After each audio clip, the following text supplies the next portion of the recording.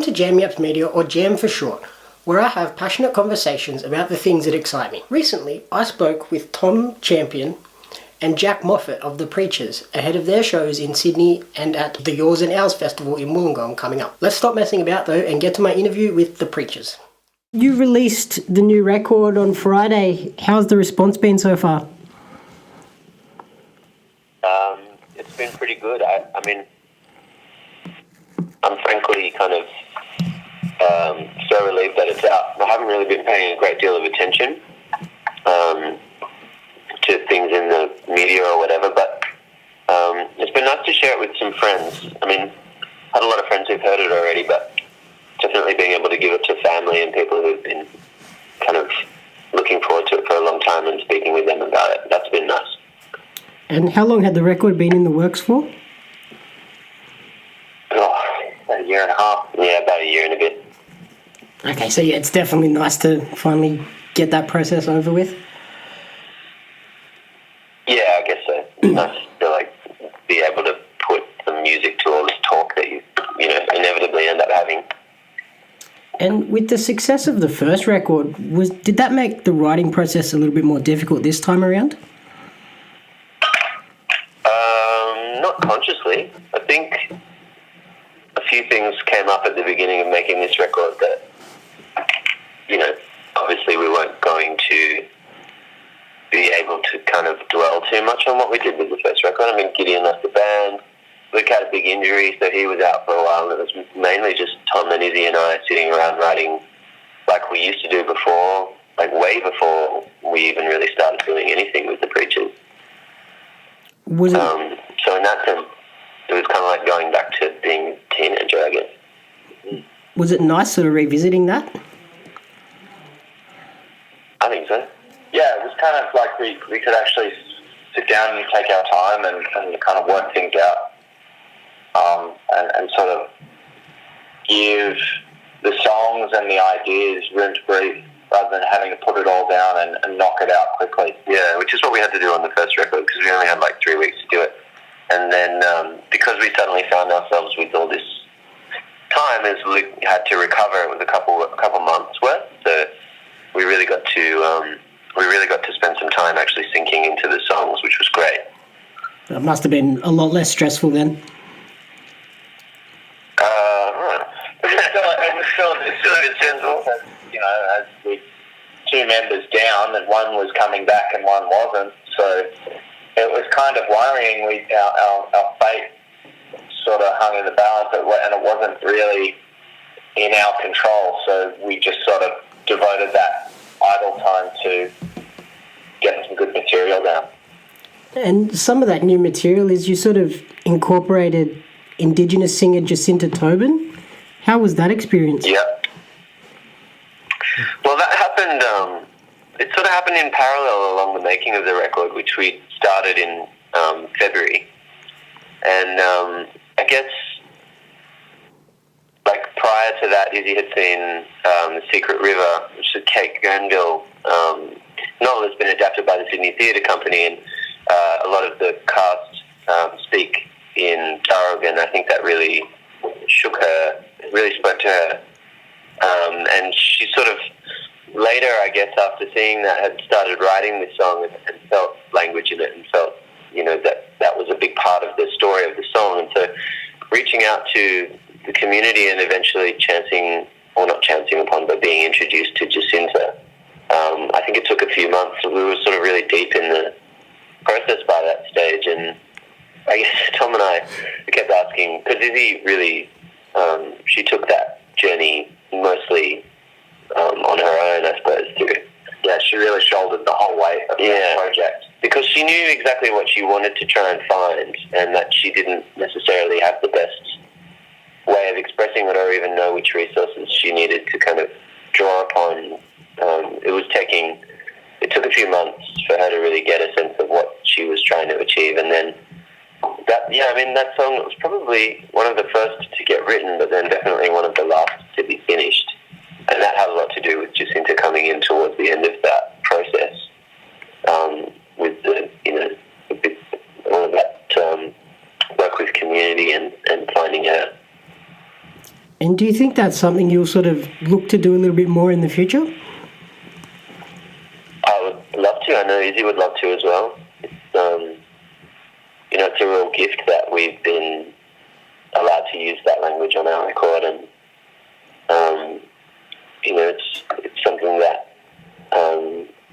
really opened our eyes, I suppose, to just all these things that we're a part of now that we want to try and give back to. So I would like to say yes. And the new record is sort of focused on what it means to be a modern woman. Obviously, that was Izzy's influence with the writing, I guess. Why did she choose to take that path, do you know? I think it's her reality, being a woman in the music industry, and it's also our reality as well, because we are in a band with a woman, and women are the minority, especially in the Australian music scene. So I think for us to sort of foster that was really important.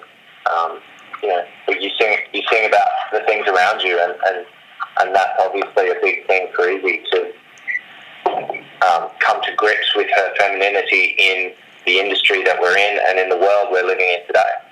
Yeah, I think also too, if you listen to any of the lyrics that Izzy's written on any songs, like from the first record or even the first EP, what she's always written about is her own truth, or like her own sense of self, and that sense of self through the world. And right now, especially during the time that we were writing the record, she's suddenly found herself in the sole position of being the front woman, and not having to share that space with another person and a man, or kinds of people. This sort of character that she had was really reflecting on, I think, a lot of the experience that she'd had up to that point. And she's never really been one to fuck around, I guess. She just wants to try and get to the heart of stuff, and that was the biggest and most consuming thing in her life through most of this record, and she really dug deep to try to get through a lot of things. And so, I think that was an important part of the process of her, in many respects, healing or coming to terms with this life and writing it into these songs. And how has it been for the both of you to watch her grow and become stronger through that process? I mean, we're all growing.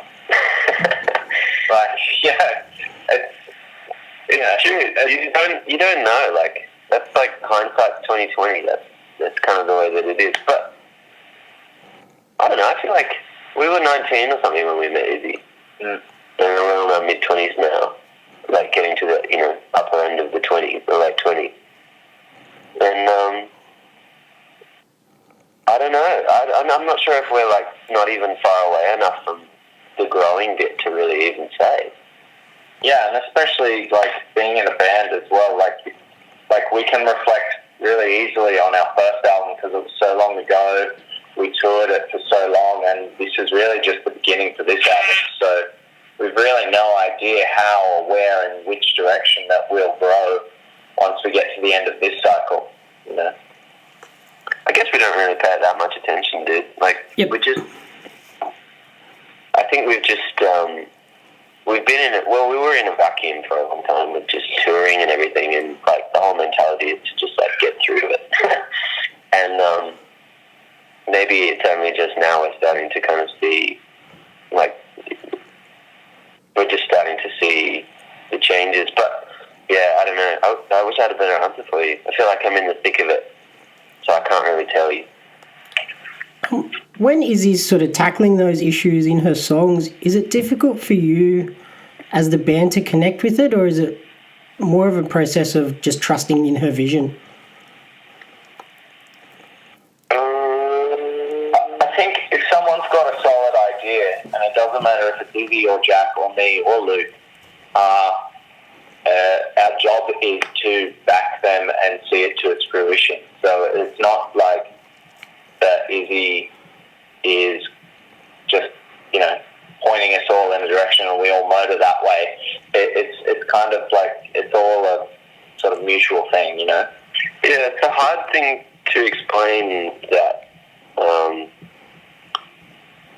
that faith. I guess it's the friendship thing too. That, you know, musically, that's sort of how we relate to each other. We just kind of tuck into the song.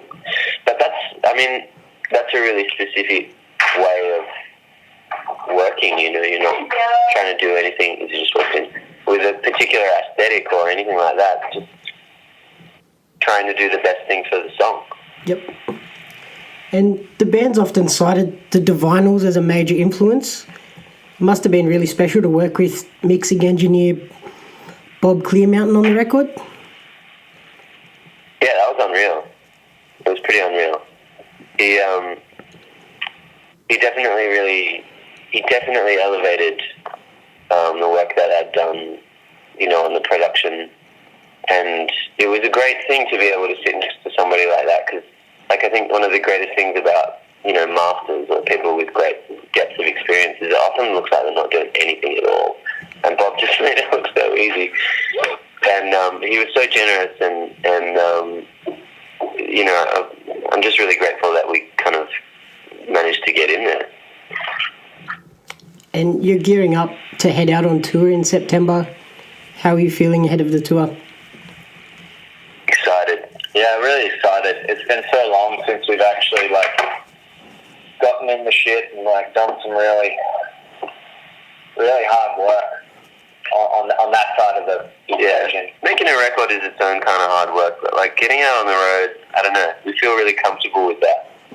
Obviously, because we've had more experience with it than making records, and I guess we'll get a chance to really run out the songs, and there's inevitably, like, times when those things take on their own lives. That's really exciting too, and you get to kind of, like, breathe new space into things that you've only ever really heard on a record, and, like, playing them in the studio and playing them live, it's a completely different animal.